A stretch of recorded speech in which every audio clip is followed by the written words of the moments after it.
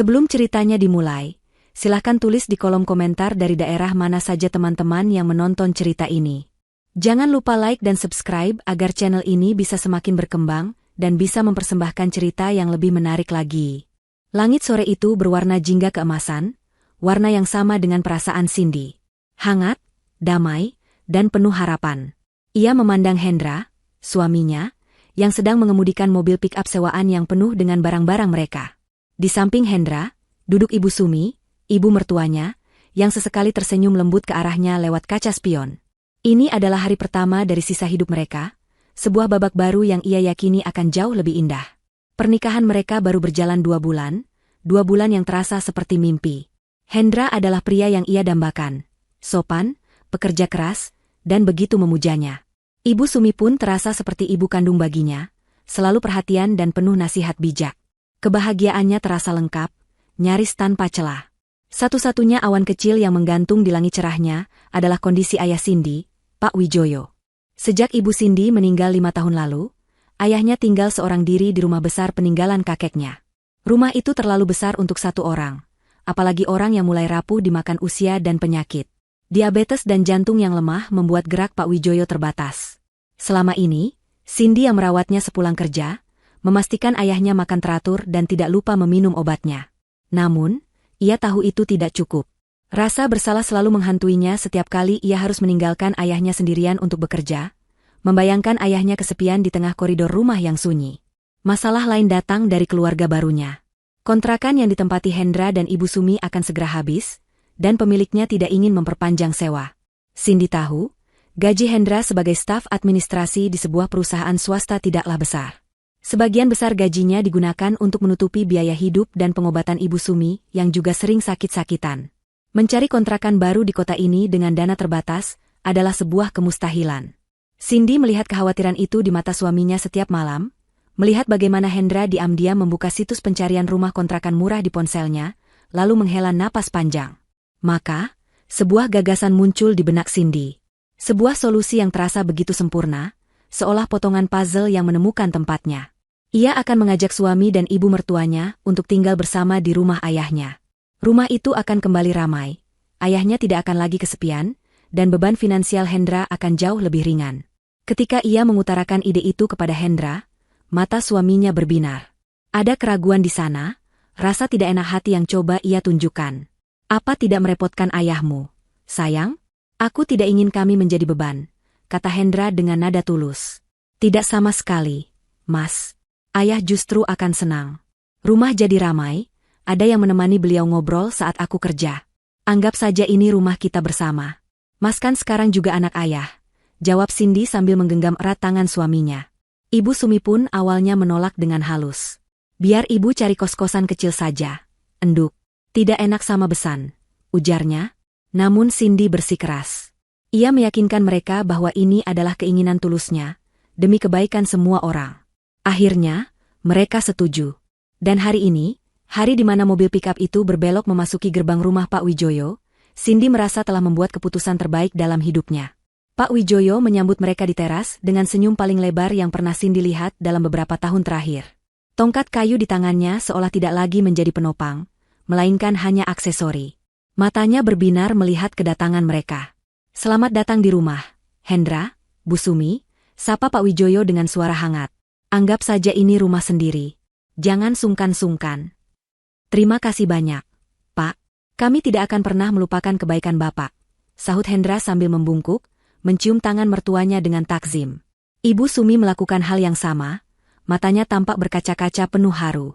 Proses memindahkan barang tidak memakan waktu lama, karena memang tidak banyak yang mereka bawa. Hanya beberapa kardus berisi pakaian, peralatan dapur sederhana, dan sebuah televisi tabung model lama. Cindy telah menyiapkan 2 kamar untuk mereka. 1 kamar untuknya dan Hendra, dan 1 kamar lagi yang nyaman untuk Ibu Sumi, tepat di sebelah kamar Pak Wijoyo agar mudah jika memerlukan sesuatu.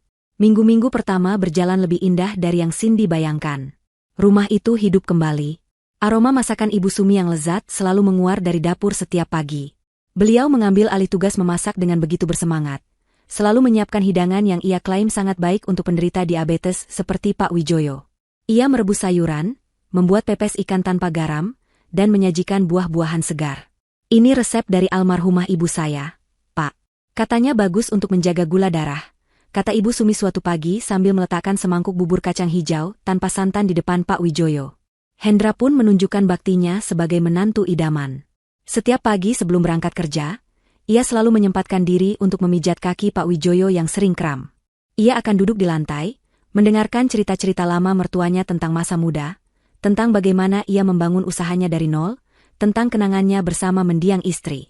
Hendra adalah pendengar yang sabar, selalu mengangguk dan menimpali dengan pertanyaan-pertanyaan yang menunjukkan ketertarikan. Cindy merasa beban di pundaknya terangkat.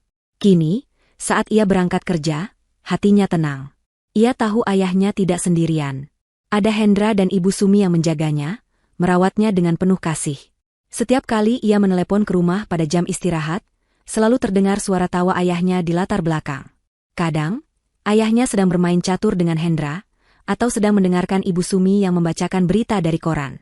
Mereka orang baik, Enduk. Kamu memilih suami yang tepat, kata Pak Wijoyo suatu sore saat Cindy baru pulang kerja. Masakan ibunya juga enak sekali. Perhatiannya itu, loh, tulus sekali rasanya. Cindy tersenyum, hatinya membuncah oleh kebahagiaan. Ia memeluk ayahnya, bersyukur pada Tuhan karena telah mengirimkan keluarga yang begitu sempurna untuknya. Malam itu, ia memandang Hendra yang tertidur di sampingnya. Wajah lelah suaminya setelah seharian bekerja terlihat begitu damai. Cindy merasa menjadi wanita paling beruntung di dunia. Ia memiliki suami yang mencintainya, ayah yang menyayanginya, dan kini seorang ibu mertua yang begitu baik hati. Semuanya terasa pas, semuanya terasa benar. Sebulan berlalu begitu cepat. Kehadiran Hendra dan Ibu Sumi sudah menjadi bagian tak terpisahkan dari ritme kehidupan di rumah itu. Cindy semakin sibuk di kantor karena ada proyek besar yang harus ia tangani. Ia sering pulang larut malam, namun rasa khawatirnya sudah sepenuhnya sirna. Ia percaya 100% pada suami dan ibu mertuanya. Suatu malam, sekitar pukul 11, Cindy terbangun karena tenggorokannya terasa kering. Ia beranjak dari tempat tidur sepelan mungkin agar tidak membangunkan Hendra. Rumah itu gelap dan senyap. Hanya suara detak jam dinding tua di ruang tengah yang terdengar memecah keheningan. Saat melewati lorong menuju dapur, ia mendengar suara bisikan pelan. Suara itu berasal dari arah dapur yang lampunya menyala remang. Cindy berhenti melangkah, menajamkan pendengarannya. Itu suara Hendra dan Ibu Sumi. Ia mendekat perlahan, bersembunyi di balik dinding pembatas. Ia tidak ingin mengagetkan mereka, mungkin mereka sedang membicarakan sesuatu yang pribadi. Namun, beberapa potong kalimat yang ia tangkap membuat darahnya sedikit berdesir. Harus lebih sabar lagi, Hen. Jangan terburu-buru, bisik Ibu Sumi. Suaranya rendah dan tajam, sangat berbeda dari nada lembut yang biasa ia dengar. Tapi sampai kapan, Bu? Aku sudah melakukan semua yang Ibu suruh. Pijat kakinya, dengarkan ceritanya yang membosankan itu. Aku sudah muak, balas Hendra, ada nada tidak sabar dalam suaranya. Jantung Cindy mulai berdetak lebih cepat. Apa yang mereka bicarakan? Cerita membosankan? Bukankah Hendra selalu terlihat menikmati obrolannya dengan ayah? Sabar, Hendra. Sabar. Ini baru permulaan. Orang tua seperti dia itu mudah sekali luluh kalau kita baik-baikin. Hatinya sudah kita pegang. Sebentar lagi, yang lain juga akan kita dapatkan. Ingat tujuan kita, kata Ibu Sumi lagi, nadanya penuh penekanan. Cindy merasa napasnya tercekat. Tujuan? Tujuan apa? Tepat saat itu, lantai kayu yang ia pijak berderit pelan. Seketika, suara bisikan di dapur berhenti. Cindy panik. Ia cepat-cepat berbalik dan berjalan kembali ke kamarnya, berpura-pura tidak mendengar apa-apa. Beberapa detik kemudian, ia mendengar langkah kaki menjauh dari dapur. Kembali ke tempat tidur, Cindy tidak bisa lagi memejamkan mata. Jantungnya berdebar kencang. Kalimat-kalimat itu terus terngiang di kepalanya. Ceritanya yang membosankan, hatinya sudah kita pegang. Ingat tujuan kita. Apa maksud semua ini? Mungkinkah ia salah dengar? Atau salah mengartikan? Mungkin mereka sedang membicarakan hal lain, tentang pekerjaan Hendra mungkin, atau tentang masalah keluarga mereka yang lain. Ya, pasti begitu. Tidak mungkin mereka, orang-orang yang begitu baik dan tulus, memiliki niat buruk. Cindy memaksa otaknya untuk percaya pada penjelasan itu. Ia memejamkan mata erat-erat, mencoba mengusir bisikan-bisikan jahat itu dari benaknya. Ia tidak boleh berburuk sangka. Mereka adalah keluarganya. Dan ia harus percaya pada mereka. Namun, di sudut hatinya yang paling dalam, sebuah benih keraguan yang dingin dan kecil, telah tertanam. Pagi datang membawa cahaya matahari yang cerah, namun bagi Cindy, ada kabut tipis yang seolah menghalangi pandangannya. Percakapan yang ia dengar semalam masih menyisakan gema aneh di telinganya. Ia mencoba mengabaikannya, meyakinkan dirinya sendiri bahwa itu hanyalah kesalahpahaman. Saat ia keluar dari kamar, aroma nasi goreng buatan Ibu Sumi sudah menyambutnya. Di meja makan, semua tampak normal. Terlalu normal. Ibu Sumi menyapanya dengan senyum ramah seperti biasa. Pagi, Enduk. Ayo sarapan dulu, nanti telat ke kantor. Hendra, yang sudah rapi dengan kemejanya, menarik kursi untuk Cindy. Bagaimana tidurmu, sayang? Tanyanya lembut. Cindy hanya tersenyum tipis dan mengangguk. Ia memperhatikan interaksi mereka dengan ayahnya. Pagi itu, Hendra sedang membantu Pak Wijoyo mengecek tekanan darah dengan alat digital yang baru dibelinya. Wah, tensinya bagus hari ini, Pak. Sepertinya resep masakan ibu memang manjur, kata Hendra dengan nada ceria. Syukurlah. Terima kasih ya, Hendra. Kamu ini perhatian sekali, balas Pak Wijoyo, wajahnya memancarkan rasa terima kasih yang tulus. Cindy mengamati semua itu, mencari-cari kepalsuan di dalamnya. Tapi ia tidak menemukan apa-apa. Senyum Hendra terlihat tulus, perhatian Ibu Sumi tampak nyata. Mungkin ia memang hanya terlalu lelah semalam sehingga pikirannya menjadi liar. Ia menghabiskan sarapannya dalam diam, lalu berangkat kerja dengan perasaan yang masih campur aduk. Di kantor, ia mencoba fokus pada pekerjaannya, menenggelamkan diri dalam tumpukan laporan dan data. Ia harus membuang pikiran buruk itu. Ia tidak punya bukti apa-apa selain potongan percakapan yang bisa saja salah ia artikan. Di rumah, sandiwara terus berjalan dengan begitu mulus. Hendra dan Ibu Sumi justru semakin meningkatkan level perhatian mereka. Hendra mulai rutin mengantar Pak Wijoyo untuk fisioterapi seminggu 2 kali. Ia akan menunggu dengan sabar selama sesi terapi, kemudian membawa mertuanya mampir ke kedai kopi favoritnya untuk sekadar bersantai. Ia menceritakan semua itu pada Cindy dengan detail, seolah berbagi kebahagiaan. Ayah tadi senang sekali, Sin. Beliau cerita banyak tentang masa mudanya waktu di kedai kopi. Katanya jadi teringat masa pacaran sama almarhumah ibu, tutur Hendra saat makan malam. Ibu Sumi pun tak mau kalah. Ia mulai menanam tanaman herbal di halaman belakang rumah. Ada jahe, kunyit, serai, dan berbagai tanaman lain yang ia yakini berkhasiat untuk kesehatan. Setiap sore, ia akan mengajak Pak Wijoyo duduk di teras, meminum teh herbal buatannya sambil mengobrol ringan.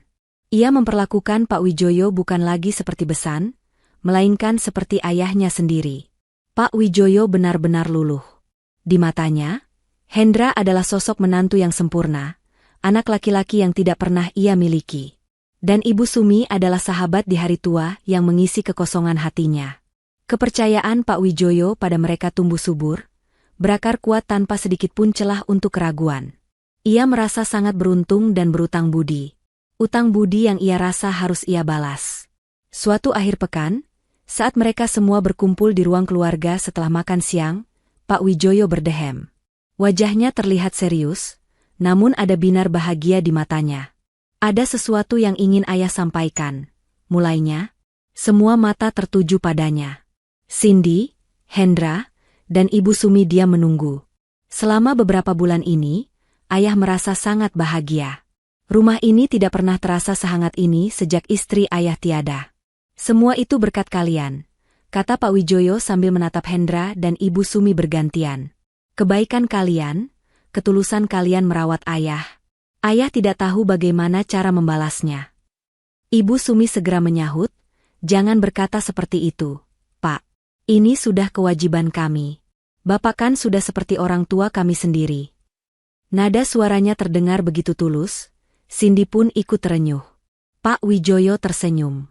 Ayah tahu. Tapi ayah tetap ingin memberikan sesuatu. Ayah sudah memikirkannya matang-matang.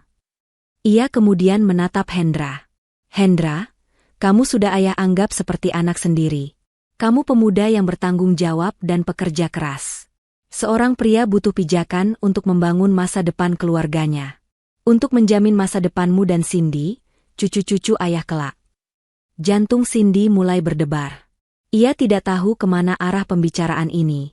Ayah punya sebidang tanah kosong di pinggir jalan raya.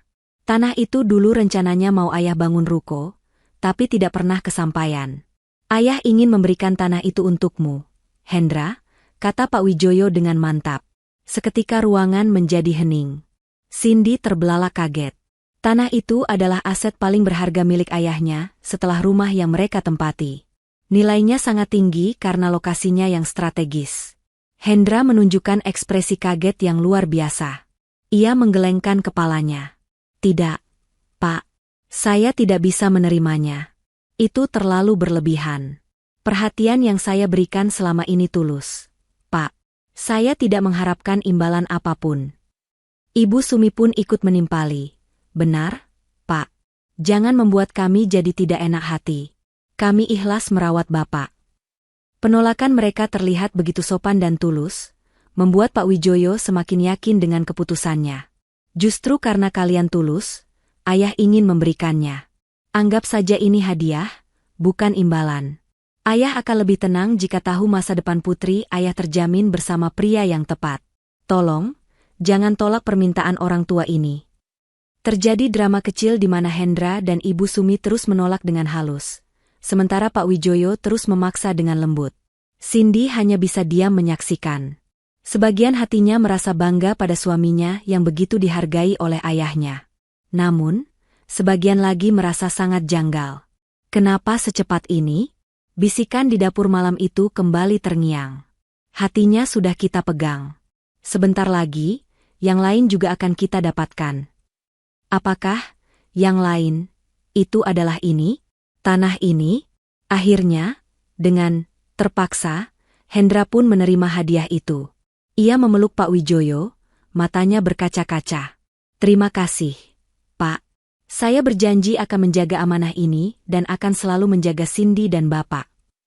2 hari kemudian, seorang notaris datang ke rumah. Proses hibah tanah itu berjalan dengan cepat. Tanda tangan dibubuhkan di atas meterai, dokumen-dokumen disahkan. Kini, pekarangan tanah yang sangat berharga itu resmi menjadi milik Hendra.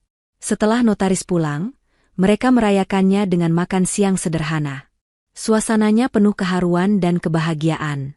Tapi Cindy tidak bisa sepenuhnya merasakan kebahagiaan itu. Ada sesuatu yang mengganjal di hatinya, sesuatu yang dingin dan berat. Malam harinya, Cindy tidak bisa tidur. Ia memutuskan untuk ke dapur mengambil minum. Saat berjalan melewati kamar yang ditempati Hendra, yang kini juga berfungsi sebagai ruang kerjanya, ia mendengar suaminya sedang berbicara di telepon. Pintu kamar itu tidak tertutup rapat, menyisakan celah kecil. Cindy berhenti, ragu-ragu. Ia tidak ingin menguping, tapi nada suara Hendra yang terdengar berbeda membuatnya penasaran. Tidak ada nada lembut dan sopan seperti biasanya. Yang terdengar adalah nada penuh kemenangan dan sedikit arogansi. Iya, sudah beres semua. Sertifikatnya sudah diurus notaris. Sebentar lagi ganti nama. Berhasil. Tanah itu sudah atas namaku, kata Hendra dengan tawa kecil. Terdengar jeda sejenak saat ia mendengarkan lawan bicaranya. Tentu saja. Ini baru permulaan. Sesuai rencana ibu. Tinggal 1 langkah lagi. Semua yang ada di rumah ini akan jadi milik kita.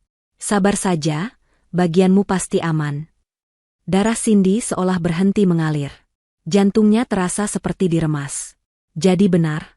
Semua ini adalah rencana. Rencana ibu. Bagianmu. Siapa yang ia ajak bicara? Apa maksudnya?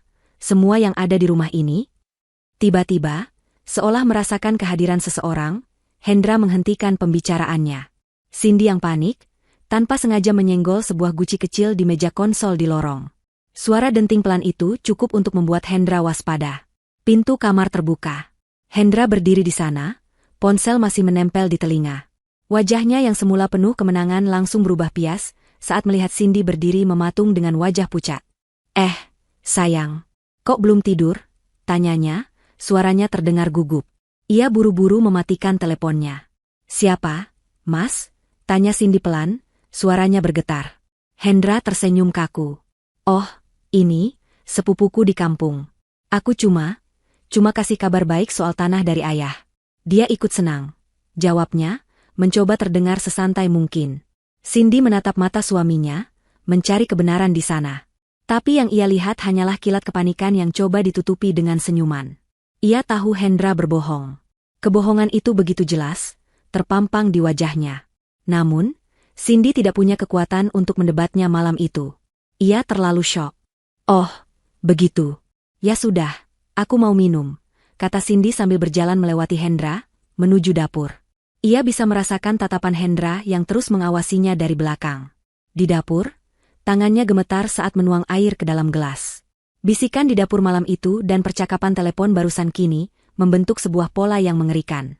Topeng ketulusan itu mulai retak, dan Cindy bisa melihat sekilas wajah asli di baliknya. Wajah keserakahan.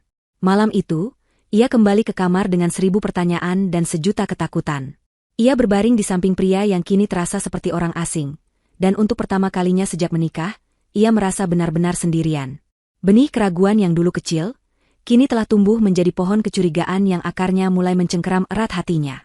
Matahari pagi menerobos masuk melalui celah gorden, tetapi bagi Cindy, dunia terasa gelap. Semalaman ia tidak tidur. Ia berbaring diam di samping Hendra, menahan napas setiap kali suaminya itu bergerak dalam tidurnya. Pria yang dulu memberinya rasa aman kini terasa seperti ancaman. Setiap tarikan napasnya terdengar seperti kebohongan. Percakapan telepon itu, nada kemenangannya, dan kalimat-kalimat mengerikan yang menyertainya telah merobohkan seluruh fondasi kepercayaan yang ia miliki. Pagi itu, saat ia melangkah keluar kamar, ia bukan lagi Cindy yang naif dan penuh syukur. Ia adalah seorang pengamat yang waspada, seorang istri yang mencurigai suaminya sendiri. Di meja makan, seperti biasa, Hendra dan Ibu Sumi sudah sibuk melayani Pak Wijoyo. Senyum mereka masih sama, nada suara mereka masih terdengar lembut, tetapi Cindy kini melihatnya dengan cara yang berbeda. Ia melihatnya sebagai sebuah pertunjukan, sebuah topeng yang dikenakan dengan sangat ahli. Setiap tawa terdengar kosong, setiap sentuhan perhatian terasa seperti kalkulasi yang dingin. Ia mencoba untuk bersikap normal, memaksakan seulas senyum saat Ibu Sumi menyodorkan piring untuknya, menjawab sekenanya saat Hendra bertanya tentang rencana kerjanya hari ini. Ia merasa seperti seorang aktris dalam drama yang tidak ia mengerti naskahnya. "Cindy, kamu kurang tidur? Matamu terlihat sembab," tegur Ibu Sumi dengan nada khawatir yang terdengar palsu di telinga Cindy. "Hanya banyak pekerjaan, Bu," jawab Cindy singkat, menghindari tatapan mata mertuanya. Ia ingin sekali berteriak. Ia ingin membanting piring di meja dan menuntut penjelasan. Siapa yang ditelepon Hendra semalam? Rencana apa yang mereka bicarakan? Tapi ia tahu, ia tidak bisa. Ia tidak punya bukti apa-apa selain kata-kata yang ia dengar sekilas. Mereka akan dengan mudah menyangkalnya, memutarbalikan fakta, dan mungkin akan menuduhnya sebagai menantu yang tidak tahu berterima kasih dan paranoid. Mereka akan membuatnya terlihat seperti orang gila. Lebih buruk lagi, konfrontasi itu akan membuat ayahnya tertekan, dan Cindy tidak akan pernah mengambil risiko itu. Kesehatan ayahnya adalah prioritas utama. Maka, ia memilih diam, menelan semua kecurigaan dan ketakutannya seorang diri, membiarkannya menggerogoti hatinya dari dalam. Hari-hari berikutnya terasa seperti berjalan di atas lapisan es yang tipis. Cindy menjadi lebih pendiam di rumah, lebih banyak mengamati.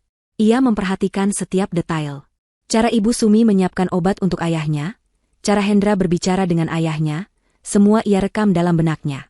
Dan seiring dengan kewaspadaannya yang meningkat, ia mulai menyadari sesuatu yang lebih mengkhawatirkan. Kesehatan ayahnya tampak menurun. Bukan penurunan drastis, melainkan perlahan tapi pasti, seperti sebuah lilin yang cahayanya meredup sedikit demi sedikit setiap hari. Awalnya hanya hal-hal kecil. Pak Wijoyo menjadi lebih pelupa dari biasanya. Kadang ia lupa di mana menaruh kacamatanya, padahal benda itu tersampir di sakunya. Kadang ia menanyakan hari yang sama berulang kali. Cindy juga melihat ayahnya lebih sering tertidur di kursi rodanya pada siang hari, napasnya terdengar lebih berat. Saat Cindy menanyakannya pada Hendra, suaminya itu hanya tersenyum menenangkan. Namanya juga orang tua, sayang. Wajar kalau memorinya sedikit menurun. Dokter bilang itu bukan masalah besar, kata Hendra. Namun, kondisi itu terus berlanjut. Pak Wijoyo mulai mengeluh pusing saat mencoba berdiri. Warna kulitnya pun terlihat lebih pucat dari biasanya. Suatu malam, Cindy terbangun karena mendengar ayahnya terbatuk-batuk di kamarnya. Ia segera bangkit dan menghampiri, tetapi Ibu Sumi sudah lebih dulu berada di sana, sedang mengelus-elus punggung Pak Wijoyo sambil memberikan segelas air hangat. "Sudah, tidak apa-apa, Pak," Hanya tersedak sedikit, kata Ibu Sumi lembut saat melihat Cindy di ambang pintu. Ia seolah menjadi penghalang, mencegah Cindy untuk mendekat. Kembalilah tidur, enduk. Biar ibu yang jaga bapak. Cindy merasa diusir secara halus. Ia ingin protes, ingin mengambil alih perawatan ayahnya, tetapi tatapan Ibu Sumi yang tenang namun tajam membuatnya ragu. Ia kembali ke kamarnya dengan perasaan tidak berdaya yang luar biasa. Rumahnya sendiri kini terasa seperti wilayah asing di mana ia tidak lagi memiliki kendali. Kecurigaan terbesarnya berpusat pada satu hal, obat-obatan ayahnya. Pak Wijoyo harus meminum beberapa jenis obat setiap hari di jam yang sama. Obat untuk jantung, pengencer darah, dan obat untuk mengontrol gula darahnya. Selama ini, Cindy yang selalu menyiapkannya. Tapi sejak Hendra dan Ibu Sumi datang, Ibu Sumi mengambil alih tugas itu dengan alasan agar Cindy tidak kerepotan. Sekarang, Cindy menyesali keputusannya untuk membiarkan hal itu terjadi. Ia mulai mencoba untuk memeriksa. Suatu sore sepulang kerja, ia langsung menuju kotak obat ayahnya. Ia membuka kotak harian yang berisi pil untuk pagi, siang, dan malam. Ia melihat beberapa pil untuk sore itu masih ada di tempatnya. Ayah belum minum obat sore, Bu? Tanya Cindy saat melihat Ibu Sumi keluar dari dapur. Ibu Sumi menoleh dengan ekspresi terkejut yang dibuat-buat. Loh, sudah tadi, enduk. Mungkin kamu salah lihat. Tadi ayahmu meminumnya sambil makan pisang rebus. Coba tanya saja pada ayahmu. Cindy menoleh pada ayahnya yang sedang duduk di teras, terlihat sedikit linglung. Ia tidak tega menanyainya, takut membuat ayahnya semakin bingung. Ia kembali memeriksa kotak obat itu, dan saat itulah Ibu Sumi mendekat. Oh, astaga, ibu yang salah. Ini kan kotak obat untuk besok. Yang untuk hari ini sudah kosong. Maaf ya, enduk, ibu ini sudah mulai pikun, kata Ibu Sumi sambil tertawa kecil, menunjukkan kotak obat lain yang memang sudah kosong. Penjelasannya terdengar masuk akal. Terlalu masuk akal. Cindy merasa seperti sedang beradu pikiran dengan pemain catur yang licik, yang selalu selangkah lebih maju darinya. Setiap kali ia menemukan kejanggalan, mereka selalu punya jawaban yang siap sedia untuk menepisnya. Frustrasi dan ketakutan Cindy mencapai puncaknya. Ia merasa seperti berteriak di dalam ruangan kedap suara. Tidak ada yang mendengarnya. Ia tahu ada sesuatu yang sangat salah, tetapi ia tidak bisa membuktikannya. Ia butuh kepastian. Ia harus melihatnya dengan mata kepalanya sendiri. Suatu pagi, sebuah ide gila terlintas di benaknya. Setelah bersiap-siap, ia berpamitan seperti biasa untuk berangkat kerja. Ia menyalakan mobilnya, mengendarainya keluar dari gerbang, dan melihat Hendra serta Ibu Sumi melambai dari teras. Cindy membalas lambaian itu dengan senyum kaku. Ia mengendarai mobilnya menyusuri jalan kompleks. Namun setelah beberapa blok, ia memutar balik dan memarkir mobilnya di tikungan jalan yang tersembunyi, di mana ia bisa mengawasi gerbang rumahnya tanpa terlihat. Jantungnya berdebar kencang. Ia merasa seperti seorang kriminal, mengintai rumahnya sendiri. Ia menunggu sekitar 15 menit, waktu yang cukup bagi mereka untuk berpikir bahwa ia sudah benar-benar pergi. Kemudian, dengan langkah sepelan mungkin, ia berjalan kaki kembali ke rumahnya. Ia membuka gerbang kecil di samping dengan kunci cadangannya, lalu masuk ke dalam rumah melalui pintu belakang yang ia tahu jarang sekali dikunci. Rumah itu sepi. Ia mendengar suara televisi dari ruang tengah. Dengan napas tertahan, ia mengendap-endap menyusuri koridor. Ia tahu ini adalah jamnya ayah meminum obat pagi. Pintu kamar ayahnya sedikit terbuka.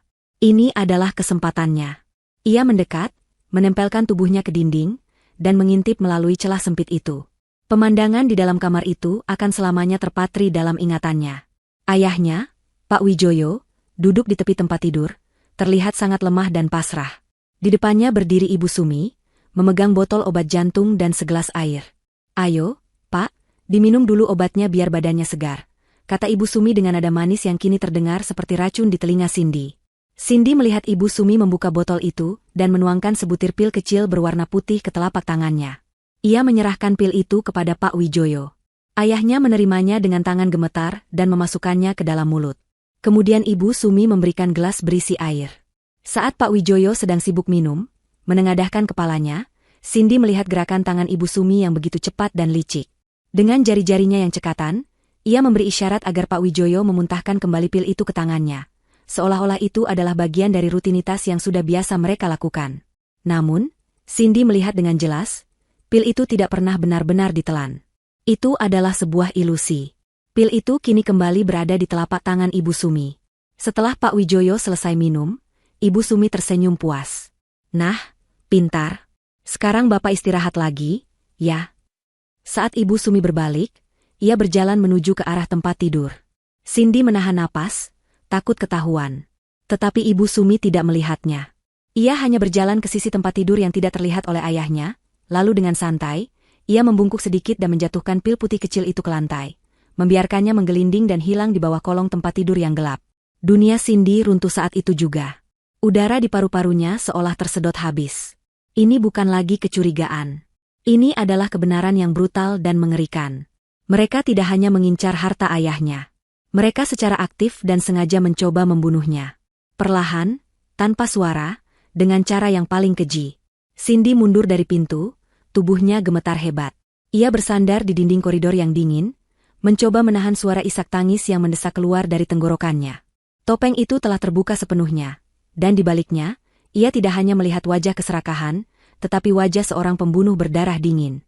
Cindy tidak tahu bagaimana ia bisa sampai di mobilnya dan mengemudi ke kantor hari itu. Pikirannya kosong, tubuhnya bergerak seperti mesin tanpa jiwa. Pemandangan Ibu Sumi yang menjatuhkan pil ayahnya terus berputar di kepalanya seperti film rusak. Setiap detailnya terukir tajam. Senyum manisnya, gerakan tangannya yang licik, suara pil kecil yang menggelinding di lantai. Itu adalah suara kematian yang direncanakan. Di kantor, ia mengunci diri di ruangannya, tidak bisa fokus pada apapun. Ia menatap layar komputernya yang menyala, tetapi yang ia lihat adalah wajah ayahnya yang semakin pucat dan lemah. Rasa panik yang luar biasa menjalari dirinya, diikuti oleh gelombang amarah yang membara. Mereka mencoba membunuh ayahnya. Perlahan-lahan, di dalam rumahnya sendiri, di depan matanya. Ia ingin segera pulang, menyeret mereka berdua keluar dari rumahnya, dan berteriak di depan wajah mereka. Tetapi kemudian, akal sehatnya yang masih tersisa menahannya. Apa yang akan ia katakan? Aku melihatmu membuang obat ayah? Mereka akan menyangkalnya. Mereka akan mengatakan ia salah lihat, bahwa pil itu tidak sengaja terjatuh. Mereka akan membersihkan buktinya dalam sekejap. Tanpa bukti yang tak terbantahkan, ia tidak akan bisa melakukan apa-apa. Tuduhannya hanya akan menjadi kata-kata seorang anak yang histeris. Saat itulah sebuah keputusan terbentuk di benaknya. Keputusan yang dingin dan keras, lahir dari keputusasaan dan amarah. Ia butuh bukti. Bukti yang tidak bisa mereka sangkal. Bukti yang akan menunjukkan kebusukan mereka pada seluruh dunia. Ia butuh mata-mata di dalam rumah itu, saksi bisu yang akan merekam setiap kejahatan mereka. Ia butuh kamera tersembunyi. Saat jam makan siang, dengan jantung yang berdebar kencang, Cindy pergi ke sebuah pusat perbelanjaan elektronik. Ia berjalan menyusuri lorong-lorong yang dipenuhi gawai canggih, merasa seperti seorang konspirator dalam film thriller. Ia mencari toko yang menjual peralatan keamanan. Di sana, ia menemukan apa yang ia cari, sebuah kamera pengintai super kecil, tersamar dalam bentuk jam digital meja. Kamera itu memiliki sensor gerak, penglihatan malam, dan bisa terhubung langsung ke ponselnya melalui Wi-Fi. Sempurna. Tanpa banyak bertanya, ia membelinya dengan uang tunai, tidak ingin meninggalkan jejak transaksi digital. Sore itu, pulang ke rumah adalah hal tersulit yang pernah ia lakukan. Ia harus kembali memasang topengnya, berpura-pura tidak tahu apa-apa. Ia harus tersenyum pada Ibu Sumi yang menyambutnya di pintu, menjawab pertanyaan Hendra tentang harinya di kantor. Setiap kata terasa seperti duri di tenggorokannya. Ia makan malam dalam diam, merasakan makanan yang seperti abu di mulutnya. Ia harus menunggu saat yang tepat untuk memasang kamera itu. Kesempatan itu datang larut malam. Ia menunggu sampai ia yakin Hendra sudah tertidur pulas di sampingnya. Dengan langkah seringan bulu, ia bangkit dari tempat tidur. Ia mengambil kotak jam digital itu dan menyelinap keluar dari kamar. Koridor rumah terasa panjang dan mencekam.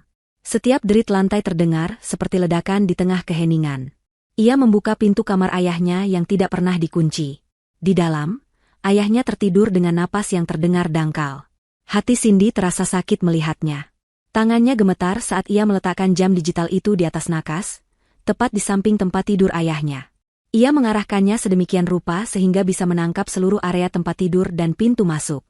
Dengan cepat, ia menyambungkan perangkat itu ke stop kontak dan melakukan pengaturan singkat melalui ponselnya. Layar ponselnya kini menampilkan gambar real-time dari kamar ayahnya, hitam putih karena mode malam. Berhasil. Ia segera keluar dari kamar itu, kembali ke tempat tidurnya dengan perasaan lega sekaligus ngeri. Sekarang, Ia hanya bisa menunggu dan berdoa semoga ia tidak terlambat. Keesokan harinya, kondisi Pak Wijoyo memburuk secara signifikan. Ia bahkan tidak punya tenaga untuk bangun dari tempat tidur. Bicaranya menjadi tidak jelas dan napasnya pendek-pendek. Cindy memantau kamera di ponselnya secara sembunyi-sembunyi dari kantor. Ia melihat Ibu Sumi masuk, melakukan ritual paginya, dan lagi-lagi, dengan jelas terekam bagaimana ia membuang obat-obatan penting itu. Hatinya hancur, tetapi ia juga merasakan secercah harapan. Ia punya buktinya sekarang. Malam itu, saat Cindy baru saja tiba di rumah, bencana itu terjadi. Tiba-tiba terdengar suara rintihan keras dari kamar Pak Wijoyo. Cindy langsung berlari masuk dan menemukan ayahnya mencengkeram dadanya, wajahnya membiru, dan ia kesulitan bernapas. Itu serangan jantung. Kita harus bawa ayah ke rumah sakit. Cepat telepon ambulans. Teriak Cindy panik, meraih ponselnya. Tapi sebuah tangan kekar menahannya. Hendra berdiri di depannya, wajahnya tegang. Jangan, Sin, jangan panik. Ini hanya serangan biasa, ayah sering seperti ini. Biasa? Lihat kondisi ayah. Mas, dia bisa meninggal. Cindy mencoba melepaskan cengkeraman Hendra, tetapi suaminya itu lebih kuat. Ibu Sumi ikut nimbrung, wajahnya dipasang setenang mungkin. Cindy, dengarkan kami. Membawa ayah ke rumah sakit sekarang justru akan membuatnya makin stres. Perjalanan dan suasana rumah sakit itu tidak baik untuk jantungnya. Ibu sudah memberinya obat penenang, sebentar lagi juga baikan. Percayalah pada kami. Obat apa yang ibu berikan? Bentak Cindy, amarah dan ketakutannya meledak. Aku mau bawa ayah ke rumah sakit sekarang juga. Tidak. Suara Hendra kini meninggi, tatapannya tajam. Kamu terlalu panik dan tidak bisa berpikir jernih. Kamu istirahat saja di kamar. Biar aku dan ibu yang menangani ayah. Kami lebih tahu apa yang harus dilakukan. Mereka secara fisik menghalanginya, mendorongnya dengan lembut namun tegas keluar dari kamar ayahnya. Cindy merasa dunianya berputar. Ia didorong oleh dua orang yang seharusnya melindunginya, dua orang yang kini dengan sengaja membiarkan ayahnya sekarat. Ia kalah jumlah, kalah tenaga. Dalam keputusasaan, ia dipaksa kembali ke kamarnya, pintunya ditutup dari luar oleh Hendra. Ia menggedor-gedor pintu, berteriak memanggil nama ayahnya, tetapi tidak ada yang menjawab. Ia sendirian dengan kepanikannya, sementara di kamar sebelah, nyawa ayahnya sedang dipertaruhkan. Ia luruh ke lantai, bersandar di pintu, dan menangis tanpa suara. Ia merasa gagal. Ia gagal melindungi satu-satunya orang tua yang ia miliki. Waktu berjalan begitu lambat, setiap detiknya terasa seperti siksaan. Suara rintihan ayahnya perlahan melemah, lalu hilang, digantikan oleh keheningan yang menakutkan. Keheningan itu jauh lebih mengerikan daripada suara apapun. Cindy tidak tahu berapa lama ia duduk di sana, memeluk lututnya dalam kegelapan. Mungkin 1 jam, mungkin 2. Ia tidak lagi menangis, air matanya sudah kering. Yang tersisa hanyalah kekosongan yang dingin dan rasa bersalah yang menusuk. Tiba-tiba, di tengah keheningan dini hari itu, terdengar suara jeritan melengking yang dibuat-buat dari kamar sebelah. Itu suara Ibu Sumi. Tolong. Hendra, Cindy, tolong. Bapak tidak bernapas. Disusul oleh suara Hendra yang berteriak memanggil namanya dengan nada panik yang palsu. Cindy, cepat ke sini, Sin, ayah. Cindy bangkit perlahan, kakinya terasa seperti jeli. Ia membuka pintu kamarnya yang sudah tidak ditahan lagi. Ia berjalan menyusuri koridor yang terasa sangat panjang. Ia tahu. Bahkan sebelum ia sampai di ambang pintu kamar ayahnya, ia sudah tahu apa yang akan ia lihat. Di sana, di atas tempat tidur, ayahnya terbaring diam. Matanya terpejam, wajahnya damai, seolah hanya tertidur. Hendra sedang berpura-pura mengguncang-guncang tubuh ayahnya, sementara Ibu Sumi menangis histeris di sudut ruangan. Sandiwara mereka begitu sempurna. Cindy berdiri terpaku di ambang pintu, hatinya terasa seperti sebongkah es. Saat itu, di tengah isak tangisnya yang palsu, tatapan mata Ibu Sumi bertemu dengan matanya. Hanya sedetik. Namun dalam sedetik itu, Cindy melihat semuanya. Tidak ada kesedihan, tidak ada duka. Yang ada hanyalah kilatan kemenangan yang dingin dan kejam. Kilatan mata seorang predator yang telah berhasil melumpuhkan mangsanya. Ayahnya telah pergi, dibunuh secara perlahan oleh orang-orang yang ia sambut dengan tangan terbuka di rumahnya sendiri. Suasana duka yang menyelimuti rumah itu terasa tebal dan menyesakan, tetapi bagi Cindy, itu adalah sebuah kepalsuan yang busuk. Ia melihat Hendra, suaminya, Sibuk menerima telepon, suaranya dibuat bergetar dan parau saat mengabarkan berita kematian ayahnya kepada sanak saudara. Ia melihat Ibu Sumi meraung-raung di samping jenazah Pak Wijoyo, memukul-mukul dadanya sendiri, memerankan lakon seorang ibu mertua yang kehilangan besan tercinta dengan begitu meyakinkan. Para tetangga yang datang melayat berdecak kagum melihat bakti mereka, berbisik-bisik tentang betapa beruntungnya almarhum Pak Wijoyo memiliki menantu dan besan sebaik itu di akhir hayatnya. Cindy tidak menangis. Air matanya seolah telah membeku menjadi bongkahan es di dalam dadanya. Ia duduk di sebuah kursi di sudut ruangan, matanya kosong menatap keranda jenazah ayahnya. Ia menyalami para pelayat seperti robot, mengucapkan terima kasih dengan bibir kaku, menerima pelukan simpati dengan tubuh yang terasa dingin dan mati rasa. Beberapa kerabat menepuk pundaknya, berkata bahwa ia harus kuat dan tabah. Mereka tidak tahu. Yang ada di dalam dirinya bukanlah kekuatan, melainkan amarah sedingin es yang membakar jiwanya. Dukanya terlalu dalam, terlalu pribadi untuk dipertontonkan. Dukanya telah bercampur dengan kebencian, dan campuran itu menghasilkan racun yang memberinya tujuan. Prosesi pemakaman berjalan lancar. Hendra dan Ibu Sumi terus memainkan peran mereka dengan sempurna. Hendra bahkan ikut turun ke liang lahat, wajahnya basah oleh air mata buaya saat mengumandangkan azan di telinga jenazah mertuanya. Cindy berdiri di tepi pusara, menaburkan bunga di atas gundukan tanah merah yang kini menutupi raga ayahnya. Di sanalah ia akhirnya meneteskan air mata. Bukan karena kesedihan semata, tetapi karena sebuah janji bisu yang ia ikrarkan pada ayahnya. Janji bahwa kematiannya tidak akan sia-sia. Janji bahwa keadilan akan ia tegakkan. 3 hari setelah pemakaman, acara tahlilan masih ramai dikunjungi kerabat dan tetangga. Hendra dan Ibu Sumi masih memasang wajah sedih mereka di depan umum. Namun, ketika rumah mulai sepi dan mereka pikir Cindy sudah tertidur di kamarnya karena kelelahan, topeng itu mulai mereka lepas. Cindy, yang sebenarnya tidak tidur dan hanya berbaring di kegelapan, mendengar percakapan mereka dari ruang tengah. Kali ini bukan lagi bisikan, melainkan obrolan santai dengan nada penuh kepuasan. Akhirnya semua berjalan sesuai rencana, Bu. Tidak ada yang curiga sama sekali, kata Hendra. Suaranya terdengar lega. Tentu saja tidak ada. Siapa yang akan curiga pada menantu dan besan yang begitu perhatian? Sahut Ibu Sumi, diiringi tawa kecil yang terdengar mengerikan di telinga Cindy. Orang tua itu akhirnya pergi juga. Jujur saja, ibu sudah lelah harus terus-terusan merawatnya. Dada Cindy terasa sesak. Ia mengepalkan tangannya di balik selimut, hingga buku-buku jarinya memutih. Lalu, langkah selanjutnya bagaimana? Kapan kita bisa mulai urus penjualan rumah ini? Tanya Hendra, tidak sabar. Aku sudah tidak betah tinggal di sini. Rasanya suram. Sabar. Jangan terburu-buru. Kita tunggu sampai masa berkabungnya lewat. Mungkin sebulan lagi. Kita harus tetap terlihat berduka di depan Cindy, nasihat Ibu Sumi. Nanti ibu yang akan bicara pelan-pelan padanya. Kita bilang saja rumah ini terlalu besar untuknya sendirian, terlalu banyak kenangan yang akan membuatnya sedih. Kita tawarkan dia untuk pindah ke apartemen yang lebih kecil. Sisanya, biar jadi milik kita. Tanah yang di jalan raya itu bagaimana? Sudah bisa aku jual? Itu sudah milikmu. Kau bisa lakukan apapun yang kau mau.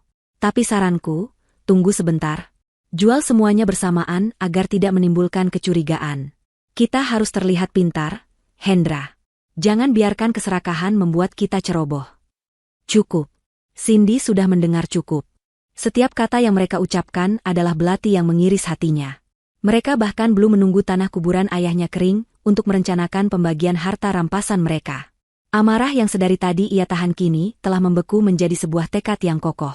Malam ini, ia akan memastikan nasib mereka. Ia menunggu sampai lewat tengah malam. Suara dengkuran halus dari kamar Ibu Sumi dan napas berat Hendra di sampingnya menandakan mereka telah terlelap. Lelah setelah seharian berpura-pura. Dengan hati-hati, Cindy bangkit dari tempat tidur. Ia mengambil laptopnya, sebuah hard disk eksternal, dan 3 buah USB drive yang baru ia beli. Ia masuk ke dalam kamar mandi, mengunci pintu, dan duduk di lantai yang dingin. Inilah saatnya. Ia menyalakan laptopnya, cahayanya terasa menyilaukan di kegelapan. Ia memasukkan kartu memori dari kamera jam digital itu ke dalam slot. Jantungnya berdebar kencang saat folder berisi puluhan file video muncul di layar. File-file itu tersusun rapi berdasarkan tanggal dan jam. Saksi bisu dari bulan terakhir kehidupan ayahnya. Dengan tangan gemetar, ia mengklik file video pertama, dari beberapa minggu yang lalu. Layar menampilkan kamar ayahnya. Ia melihat Ibu Sumi masuk dengan nampan berisi obat dan air. Ia melihatnya melakukan gerakan sulap yang kini sudah ia kenali, membuang pil jantung itu ke bawah tempat tidur. Video terus berjalan.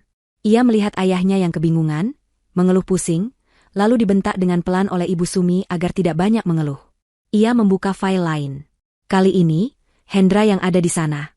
Ia melihat suaminya itu dengan sengaja mengabaikan panggilan ayahnya yang meminta minum. Hendra hanya duduk di kursi, asyik bermain game di ponselnya, sementara ayahnya terbatuk-batuk kehausan. Ia melihat adegan-adegan keji itu berulang kali, hari demi hari. Rutinitas pembunuhan yang mereka lakukan dengan begitu santai, seolah itu adalah pekerjaan rumah biasa. Air mata yang ia kira sudah habis, ternyata masih tersisa. Air mata itu mengalir tanpa suara, membasahi pipinya. Ini bukan tangis kesedihan, melainkan tangis kemarahan atas kekejaman yang tak terbayangkan. Ia terus mengklik, file demi file, sampai akhirnya ia tiba pada rekaman di malam terakhir. Malam paling mengerikan dalam hidupnya. Layar laptop menampilkan ayahnya yang terbaring lemah, mencengkeram dadanya. Audio dari kamera itu menangkap dengan jelas suara napasnya yang tersengal-sengal, rintihannya yang memilukan. Lalu ia melihat dirinya sendiri masuk ke kamar, panik, berteriak ingin memanggil ambulans. Ia melihat Hendra menahannya, mendorongnya keluar. Pintu tertutup. Kamera itu kini hanya merekam suara. Suara gedoran pintunya, teriakannya, lalu suara ayahnya yang semakin melemah. Bagian terburuknya datang setelah itu. Kamera itu merekam percakapan lirih Hendra dan Ibu Sumi di luar kamar, tepat di dekat pintu. Sudah biarkan saja. Sebentar lagi juga selesai, terdengar suara dingin Ibu Sumi. Apa tidak apa-apa? Bagaimana kalau Cindy nekat? Tanya Hendra, terdengar sedikit ragu. Dia tidak akan bisa berbuat apa-apa. Besok pagi, kita tinggal menangis. Semua orang akan mengira ini serangan jantung biasa. Rencana kita berhasil, Hendra. Kita akan kaya. Setelah itu, yang terdengar hanyalah keheningan. Keheningan panjang yang diselingi oleh napas terakhir ayahnya yang berat, lalu sunyi. Mereka menunggu. Mereka benar-benar hanya duduk di luar sana dan menunggu ayahnya mati. 1 jam kemudian, barulah terdengar jeritan palsu Ibu Sumi dan teriakan Hendra, memulai pertunjukan mereka. Cindy membekap mulutnya, menahan suara jeritan yang mendesak keluar. Rasa sakit di hatinya begitu hebat, seolah ada tangan tak terlihat yang merobek jantungnya. Bukti itu ada di sini, kebenaran yang brutal, terekam dalam format digital. Tangisnya berhenti. Wajahnya mengeras. Ia tidak punya waktu lagi untuk berduka. Sekarang adalah waktunya untuk bertindak. Dengan gerakan yang mantap dan terukur, ia mulai menyalin semua file video itu. 1 salinan ke hard disk eksternal, 1 salinan ke masing-masing dari 3 USB drive, dan 1 salinan lagi ia unggah ke akun penyimpanan cloud pribadinya. Ia bekerja dalam keheningan kamar mandi yang sempit, jarinya menari di atas keyboard, memastikan setiap byte dari bukti kejahatan itu aman dan berlipat ganda. Setelah selesai, ia memberi nama folder itu dengan 1 kata yang sama di semua perangkat, bukti. Ia mematikan laptopnya dan menghapus jejak aktivitasnya. Ia menyimpan perangkat-perangkat itu di dalam tas kerjanya, di tempat yang paling aman. Saat ia keluar dari kamar mandi dan menatap pantulan dirinya di cermin, ia tidak lagi melihat wajah seorang janda yang berduka. Yang menatap balik adalah wajah seorang wanita dengan tatapan mata yang dingin dan penuh perhitungan. Wajah seorang pejuang yang siap berperang. Perangnya melawan iblis berwujud manusia yang tidur hanya beberapa meter darinya. Perburuan telah dimulai. Pagi setelah malam pembuktian itu, Cindy bangun dengan sebuah tujuan yang jelas. Kabut duka dan kebingungan telah sirna, digantikan oleh kejernihan yang tajam dan dingin. Ia tahu apa yang harus ia lakukan. Ia tidak bisa melawan mereka sendirian di dalam rumah yang sudah seperti sarang ular itu. Ia juga tidak bisa langsung pergi ke polisi. Ia takut laporannya tidak ditanggapi dengan serius, atau lebih buruk lagi, bocor dan memberi kesempatan pada Hendra dan Ibu Sumi untuk kabur atau menghilangkan barang bukti. Ia butuh seorang ahli. Seseorang yang bisa memandunya melewati labirin hukum yang rumit, seseorang yang bisa mengubah bukti digitalnya menjadi jerat yang tak terhindarkan bagi para pembunuh ayahnya. Ia teringat sebuah nama. Pak Handoko. Beberapa tahun lalu, seorang rekan kerjanya pernah bercerita tentang pengacara hebat ini. Rekannya sedang terlibat sengketa warisan yang pelik melawan saudara-saudaranya yang serakah. Kasusnya tampak mustahil untuk dimenangkan, tetapi Pak Handoko, dengan ketenangannya yang dingin dan strateginya yang brilian, berhasil membalikan keadaan. Dia bukan sekadar pengacara, kata rekannya waktu itu, dia seperti seorang jenderal yang merencanakan perang. Cindy segera mencari nama itu di internet, menemukan alamat kantor hukumnya, dan mencatat nomor teleponnya. Inilah jenderalnya. Langkah selanjutnya adalah menciptakan kesempatan untuk bertemu dengan Pak Handoko tanpa menimbulkan kecurigaan. Ia tidak bisa pergi begitu saja. Ia harus membuat sebuah alibi yang meyakinkan. Saat sarapan, ia memasang ekspresi paling murung dan lelah yang bisa ia tampilkan. Ia mengaduk-aduk buburnya tanpa minat. Matanya menatap kosong ke dinding. "Kamu kenapa, Sin? Masih sedih?" tanya Hendra, meletakkan tangannya di bahu Cindy. Sentuhannya membuat kulit Cindy meremang jijik, tetapi ia menahannya. Cindy menghela napas panjang. Aku rasa aku butuh waktu sendirian, Mas. Berada di rumah ini, di kamar ayah, semuanya terasa terlalu berat. Kenangannya ada di mana-mana," ucapnya dengan suara serak, seolah menahan tangis. Ibu Sumi langsung menyahut dengan nada penuh simpati palsu. "Tentu saja, Enduk. Wajar sekali kalau kamu merasa begitu. Kalau mau, pergilah beberapa hari. Mungkin ke puncak, ke villa temanmu itu. Udara di sana sejuk, bisa menenangkan pikiran." Cindy hampir tersenyum sinis. Mereka begitu mudahnya menyetujui kepergiannya. Tentu saja, itu akan memberi mereka kebebasan untuk merayakan kemenangan mereka. "Iya, Bu. Aku rasa itu ide yang bagus. Mungkin aku akan pergi besok pagi, untuk 2 atau 3 hari. Pergilah, sayang. Jangan khawatirkan apapun di sini. Tenangkan dirimu, ya," kata Hendra, mengelus rambutnya. Cindy harus mengerahkan seluruh kekuatan tekadnya untuk tidak bergidik di bawah sentuhan tangan yang telah berlumuran dosa itu. Keesokan paginya, Cindy berkemas. Ia hanya membawa sebuah tas kecil berisi beberapa helai pakaian, dan tentu saja, tas laptopnya yang berisi harta karun paling berharga, bukti kejahatan mereka. Ia berpamitan pada Hendra dan Ibu Sumi, memeluk mereka sekilas dengan perasaan muak yang luar biasa. Saat mobilnya melaju meninggalkan rumah, ia melihat mereka melambai dari kaca spion dengan senyum puas. Mereka pikir ia adalah domba lemah yang melarikan diri untuk menyembuhkan luka. Mereka tidak tahu, ia adalah serigala yang pergi untuk mengasah taringnya. Kantor hukum Handoko Rekan terletak di sebuah gedung perkantoran yang megah di pusat kota. Suasananya begitu profesional dan serius, sangat kontras dengan kekacauan emosional yang dirasakan Cindy. Setelah menunggu beberapa saat, ia akhirnya dipersilakan masuk ke dalam ruangan Pak Handoko. Pria itu berusia sekitar akhir 50-an. Rambutnya sudah mulai memutih di beberapa bagian, dan ia mengenakan kacamata berbingkai tebal yang membingkai sepasang mata yang tajam dan cerdas. Ia menyambut Cindy dengan jabat tangan yang mantap dan mempersilakannya duduk dengan sopan. Tidak ada basa-basi yang tidak perlu. "Selamat pagi, Bu Cindy. Silakan, apa yang bisa saya bantu?" tanyanya dengan suara tenang dan dalam. Cindy menarik napas dalam-dalam, mencoba menenangkan jantungnya yang berdebar. "Selamat pagi, Pak. Saya datang ke sini karena ayah saya baru saja meninggal dunia." Pak Handoko mengangguk simpatik. "Saya turut berduka cita, Bu." "Terima kasih, Pak. Tapi saya yakin, ayah saya tidak meninggal karena penyakitnya. Saya yakin dia dibunuh." Cindy mengucapkan kata-kata itu dengan suara yang nyaris tak terdengar, namun penuh keyakinan. Ekspresi Pak Handoko tidak berubah, tetapi matanya menatap Cindy lebih lekat, menganalisis. "Itu tuduhan yang sangat serius, Bu. Siapa yang Anda curigai?" "Suami saya, Hendra, dan ibu mertua saya, Ibu Sumi." Dengan suara yang ia usahakan tetap stabil, Cindy menceritakan semuanya. Mulai dari awal kedatangan mereka, sikap manis mereka yang palsu, hibah tanah, hingga kecurigaannya yang memuncak, dan akhirnya, malam di mana ayahnya meninggal. Pak Handoko mendengarkan dengan saksama, tanpa menyela sekalipun. Ia hanya sesekali membuat catatan kecil di buku catatannya. Setelah Cindy selesai bercerita, keheningan menyelimuti ruangan itu selama beberapa saat. "Saya mengerti perasaan Anda, Bu Cindy. Tapi dalam hukum, perasaan dan kecurigaan saja tidak cukup. Kita butuh bukti yang kuat," kata Pak Handoko dengan nada datar. Disinilah momen yang Cindy tunggu-tunggu. "Saya punya buktinya, Pak," katanya sambil membuka tasnya dan mengeluarkan laptop. Ia meletakkannya di atas meja, menghadapkannya ke arah Pak Handoko. "Saya memasang kamera tersembunyi di kamar ayah saya." Kilat keterkejutan melintas sesaat di mata sang pengacara. Ia memperbaiki posisi duduknya, mencondongkan tubuhnya ke depan. Cindy membuka folder bernama "Bukti" itu dan memutar beberapa video kunci. Rekaman saat Ibu Sumi membuang pil, rekaman saat Hendra mengabaikan ayahnya, dan yang paling penting, rekaman audio dari malam terakhir. Saat video itu diputar, Ruangan itu hanya diisi oleh suara napas Pak Wijoyo yang tersengal-sengal, suara Cindy yang panik, dan suara dingin Ibu Sumi dan Hendra yang memutuskan untuk membiarkan ayahnya mati. Wajah Pak Handoko yang semula tenang kini mengeras. Rahangnya menegang, dan matanya yang tajam memancarkan kemarahan yang terkendali.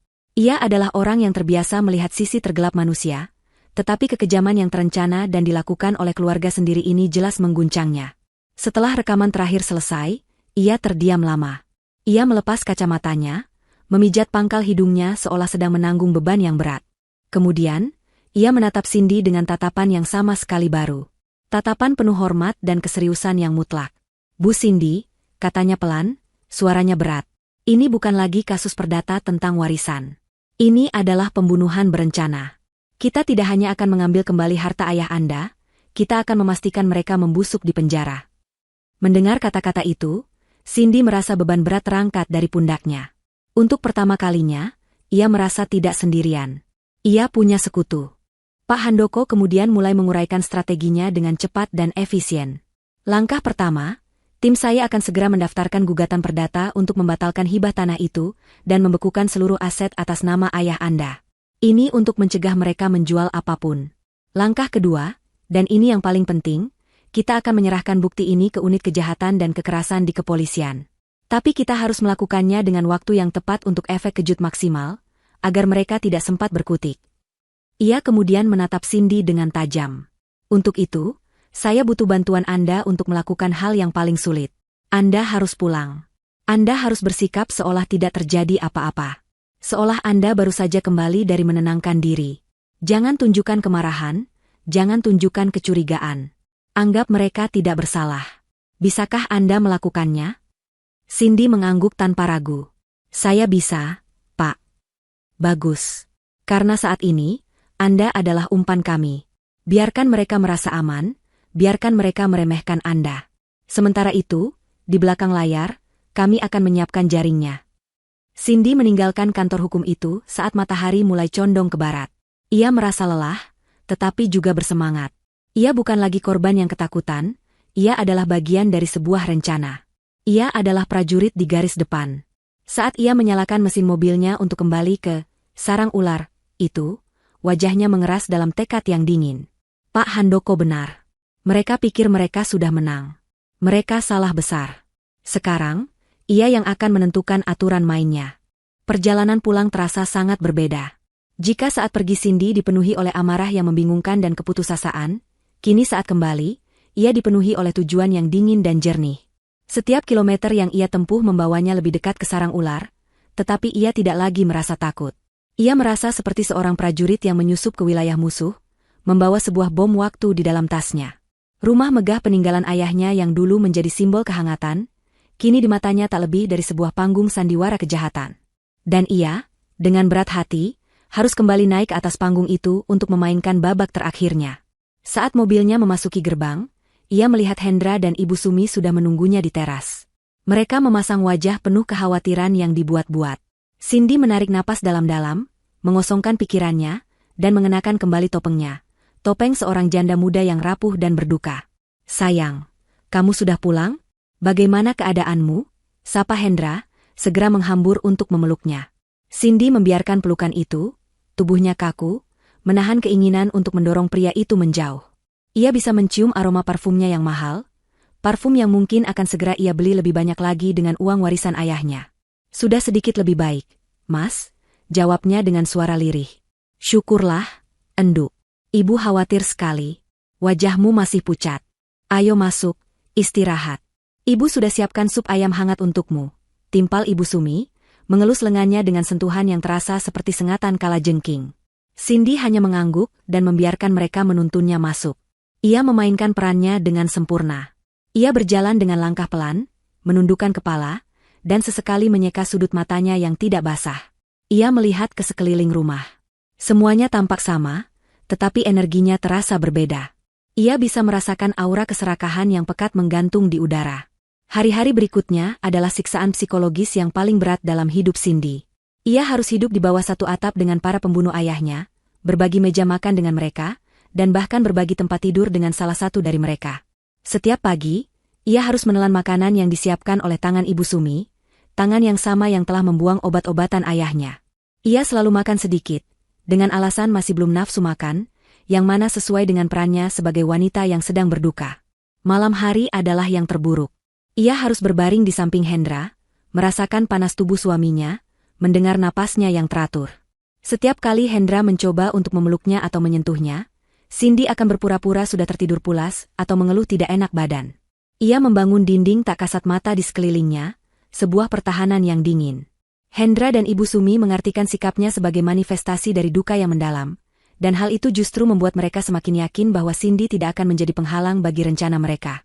Mereka mulai berani. Mereka pikir Cindy terlalu tenggelam dalam kesedihannya untuk peduli pada urusan duniawi. Suatu sore, Ibu Sumi duduk di sampingnya di ruang keluarga, memijat bahunya dengan gerakan yang dimaksudkan untuk menenangkan. Cindy, Ibu dan Hendra sudah berpikir, mulainya dengan nada lembut. Kami rasa, rumah ini mungkin terlalu besar untukmu sendirian nanti. Terlalu banyak kenangan, tidak baik untuk proses penyembuhan hatimu. Cindy hanya diam, menatap lurus ke depan. Mungkin nanti kalau sudah waktunya, lebih baik rumah ini dijual saja. Kamu bisa pindah ke apartemen yang bagus di pusat kota. Lebih modern, lebih praktis. Sisanya bisa kamu tabung untuk masa depanmu, lanjut Ibu Sumi. Ini dia, pikir Cindy. Mereka mulai bergerak. Aku belum kepikiran soal itu, Bu. Pikiranku masih kacau, jawab Cindy dengan suara parau. Responsnya yang pasif dan lemah itu persis seperti yang mereka harapkan. Mereka melihatnya sebagai lampu hijau. Keyakinan mereka bahwa Cindy adalah pion lemah yang mudah diatur semakin besar. Arogansi mereka pun mulai tumbuh tak terkendali. Cindy seringkali memergoki Hendra sedang tersenyum sendiri saat melihat-lihat situs properti mewah di laptopnya. Ia juga pernah mendengar Ibu Sumi berbicara di telepon dengan salah seorang kerabatnya. Suaranya penuh kemenangan. Sabar saja, sebentar lagi kita semua akan hidup enak. Ini rezeki dari Tuhan. Rezeki dari Tuhan. Kalimat itu membuat darah Cindy mendidih. Puncak dari arogansi mereka terjadi seminggu setelah Cindy kembali. Sore itu, tanpa memberitahunya terlebih dahulu, Hendra pulang bersama seorang pria asing berpenampilan necis. Sin, kenalkan ini Pak Tono, agen properti, kata Hendra dengan santai, seolah membawa seorang teman lama. Dia hanya ingin lihat-lihat rumah kita sebentar, untuk memperkirakan harganya. Tidak apa-apa, kan? Biar kita ada gambaran saja. Cindy merasa seperti ditampar. Mereka bahkan tidak lagi meminta izinnya. Mereka bertindak seolah rumah ini sudah menjadi milik mereka. Sementara Pak Tono itu berjalan berkeliling, mengukur ruangan dengan matanya yang tajam dan membuat catatan, Cindy hanya bisa duduk membeku di sofa. Ia melihat mereka menunjuk-nunjuk kebun peninggalan ayahnya, tertawa kecil saat membahas potensi renovasi. Jantungnya berdebar kencang karena amarah, tetapi wajahnya tetap datar, menampakkan ekspresi kelelahan dan kepasrahan. Ia membiarkan mereka melakukan apapun yang mereka mau, membiarkan mereka semakin tenggelam dalam ilusi kemenangan mereka. Di tengah siksaan itu, satu-satunya yang membuatnya tetap waras adalah komunikasi rahasianya dengan Pak Handoko. Ia membeli sebuah ponsel murah dan nomor baru, yang ia sembunyikan di dasar laci pakaian dalamnya. Setiap malam, saat semua orang tertidur, ia akan mengunci diri di kamar mandi dan bertukar pesan singkat dengan pengacaranya. Cindy, mereka membawa agen properti hari ini. Saya tidak tahu berapa lama lagi saya bisa bertahan. Pak Handoko, bertahanlah, Bu Cindy. Itu bagus. Semakin arogan mereka, semakin mudah mereka akan jatuh. Tim kami sudah mendaftarkan gugatan. Dalam 2 hari, surat perintah pembekuan aset akan keluar. Polisi juga sudah siap. Waktu kita hampir tiba. Pesan-pesan itu adalah sauhnya di tengah badai. Ia tahu ia tidak sendirian. Di luar sana, sebuah pasukan tak terlihat sedang bersiap untuknya. Malam itu, setelah agen properti itu pulang, suasana hati Hendra dan Ibu Sumi sangat ceria. Mereka baru saja mendapat kabar bahwa nilai jual rumah itu jauh di atas perkiraan mereka. Mereka merayakannya dengan memesan makanan mahal secara daring. Cindy dipaksa untuk ikut duduk bersama mereka di meja makan. Hendra, dalam puncak keangkuhannya, melempar sebuah brosur mobil mengkilap ke atas meja, tepat di depan Cindy. Gambar sebuah sedan mewah berwarna hitam metalik terpampang di halaman depan. Lihat, Sin, katanya dengan senyum lebar. Bagus, kan? Nanti kalau semua urusan ini sudah beres, rumah dan tanah sudah laku, kita beli mobil baru yang seperti ini. Ganti mobil kita yang sudah tua. Kamu mau warna apa? Merah? Putih? Cindy menatap brosur itu, lalu mengangkat wajahnya untuk menatap Hendra dan Ibu Sumi yang tersenyum penuh harap, menantikan jawabannya. Mereka benar-benar tidak punya hati. Mereka merencanakan pembelian mobil mewah dengan uang hasil merampas nyawa ayahnya, dan menanyakan seleranya seolah ini adalah hadiah kejutan yang romantis. Di titik itu, Cindy tidak lagi merasakan sakit. Yang ia rasakan hanyalah kebencian yang murni dan dingin. Ia menghela napas panjang, sebuah pertunjukan kelelahan yang sempurna. Ia mendorong sedikit brosur itu menjauh darinya. Lalu, ia memaksakan seulas senyum tipis di bibirnya. Terserah Mas saja. Apapun pilihan Mas, pasti bagus. Aku ikut saja. Jawaban itu memuaskan mereka. Mereka melihatnya sebagai tanda penyerahan diri yang total. Mereka melanjutkan obrolan mereka tentang fitur-fitur mobil itu, tentang kemewahan yang menanti mereka, sementara Cindy hanya menunduk, menatap makanannya yang tidak tersentuh. Dalam hatinya, ia berbisik, nikmati mimpi kalian selagi bisa. Karena sebentar lagi, aku sendiri yang akan membangunkan kalian dengan paksa. Dan itu tidak akan menjadi pagi yang indah. 1 hari sebelum hari H, Cindy menerima pesan terakhir yang ia tunggu-tunggu dari Pak Handoko. Pesan itu singkat, tetapi bobotnya terasa begitu berat. Besok malam. Jam 8. Bersiaplah. Jantung Cindy berdebar sekali, lalu sebuah ketenangan yang aneh menyelimuti dirinya. Penantiannya akan segera berakhir. Sandiwaranya akan mencapai puncaknya. Ia menghabiskan sisa hari itu dengan bergerak seperti dalam mimpi, setiap tindakannya terasa penuh makna. Ia merapikan kamar ayahnya, mengelap bingkai foto almarhum, seolah sedang mempersiapkan panggung untuk sebuah pertunjukan besar. Seakan takdir ikut menulis naskah, Ibu Sumi dan Hendra, yang merasa tak terkalahkan dan mabuk oleh kekayaan yang akan segera mereka raih, memutuskan untuk melakukan hal yang paling lancang. Mereka akan mengadakan acara, syukuran, kecil malam itu. Tentu saja, dalih yang mereka gunakan sangat mulia. Kita adakan pengajian kecil-kecilan saja besok malam, Sin, kata Ibu Sumi dengan nada saleh. Untuk mendoakan almarhum Bapak, sekaligus untuk menghilangkan suasana sedih di rumah ini. Kita undang beberapa kerabat dekat saja. Cindy hanya mengangguk setuju. Sebuah pesta di malam eksekusi. Betapa ironis. Ia tahu kerabat dekat yang mereka maksud adalah kroni-kroni mereka, orang-orang yang mungkin juga tahu dan mendukung rencana busuk mereka sejak awal. Sempurna. Ia akan menjatuhkan mereka semua sekaligus. Malam itu pun tiba. Rumah yang selama sebulan terakhir diselimuti duka pura-pura, kini diisi oleh gelak tawa dan obrolan riuh. Beberapa paman dan bibi dari pihak Hendra datang, pakaian mereka tampak lebih mentereng dari biasanya. Mereka membawa buah tangan, menyalami Cindy dengan tatapan kasihan yang dibuat-buat, sambil berbisik di belakangnya tentang betapa beruntungnya Hendra akan segera menjadi kaya raya. Meja makan dipenuhi hidangan lezat yang dipesan Ibu Sumi. Aromanya memenuhi ruangan, tetapi bagi Cindy, baunya seperti bau kebusukan. Ia memainkan perannya sebagai tuan rumah yang berduka dengan tanpa celah. Ia menyajikan minuman, tersenyum tipis saat diajak bicara, lalu kembali duduk di sudut ruangan, menjadi bayangan yang mengamati. Dari sudut matanya, ia melihat jam dinding. Pukul 7:30. 30 menit lagi. Ia memperhatikan mereka semua. Hendra menjadi pusat perhatian, berbicara dengan penuh semangat tentang investasi masa depan. Ibu Sumi, sang ratu, duduk dengan anggun, menerima pujian atas ketabahan dan kebaikannya. Para kerabat mereka menimpali dengan sanjungan-sanjungan murahan, mata mereka berbinar-binar membayangkan percikan kekayaan yang mungkin akan mereka dapatkan. Mereka adalah sekawanan serigala yang sedang berpesta pora, tidak menyadari bahwa sang pemburu sudah memasang perangkap di sekeliling mereka. Tangan Cindy yang berada di dalam saku gamisnya bergetar. Sebuah pesan masuk dari nomor rahasianya. Kami di jalan. 5 menit lagi. Jantungnya mulai berdentum lebih cepat, menjadi genderang perang yang hanya bisa ia dengar sendiri. Ia menarik napas dalam-dalam, menenangkan dirinya. Puncaknya akan segera tiba. Tepat pukul 8:05, Hendra berdiri di tengah ruangan, mengangkat gelasnya yang berisi sirup. Ia berdehem untuk menarik perhatian semua orang. Bapak, Ibu, saudara sekalian, mulainya dengan nada seorang pemimpin. Terima kasih sudah datang malam ini untuk mendoakan almarhum ayah mertua saya. Beliau adalah orang yang baik, dan kami akan selalu mengenangnya. Ia berhenti sejenak, memasang ekspresi sedih. Tapi hidup harus terus berjalan. Kita harus menghormati warisan yang beliau tinggalkan dengan cara mengembangkannya menjadi sesuatu yang lebih baik. Ini adalah awal dari sebuah lembaran baru bagi keluarga kami. Cindy menatapnya dengan dingin. Ia melihat jam. Tepat pukul 8. Saat Hendra mengangkat gelasnya lebih tinggi, bersiap untuk mengucapkan kalimat toa, bel rumah berbunyi. Bukan bunyi bel yang sopan, melainkan bunyi yang panjang, keras, dan mendesak. Sekali, 2 kali, 3 kali. Suasana riang di ruangan itu seketika pecah. Musik yang tadi mengalun pelan terasa berhenti. Semua obrolan terhenti. Semua mata menoleh ke arah pintu.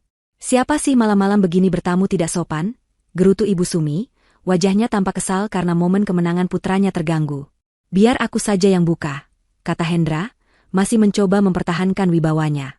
Tidak perlu, Mas, sahut Cindy, bangkit dari kursinya. Semua mata kini beralih menatapnya.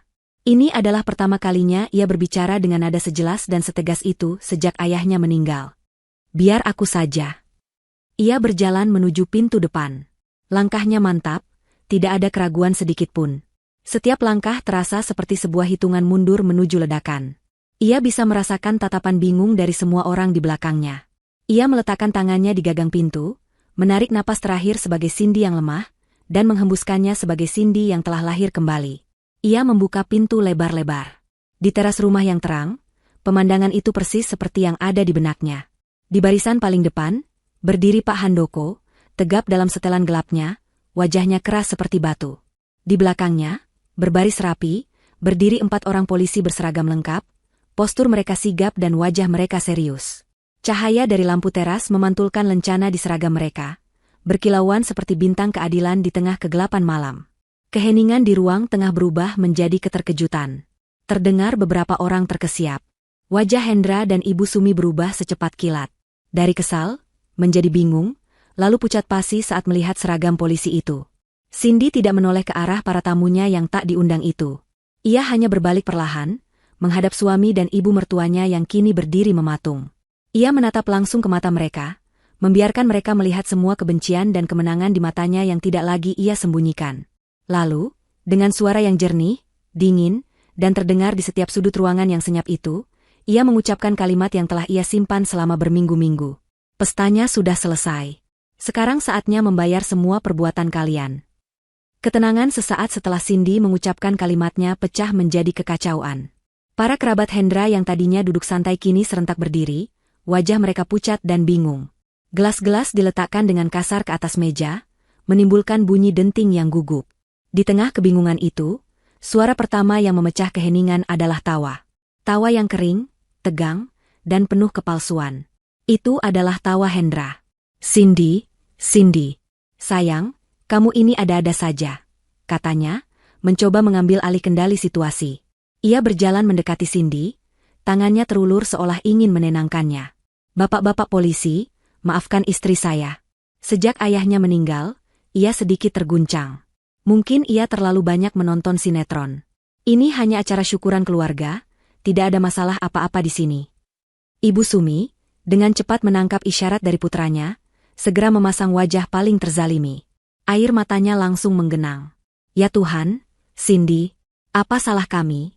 Enduk, kenapa kamu tega melakukan ini pada kami? Setelah semua yang kami lakukan untukmu dan almarhum bapak, kamu bawa polisi ke rumahmu sendiri untuk menuduh kami? Raungnya, suaranya dibuat bergetar agar mengundang simpati. Namun, sandiwara mereka tidak lagi memiliki penonton yang mudah tertipu.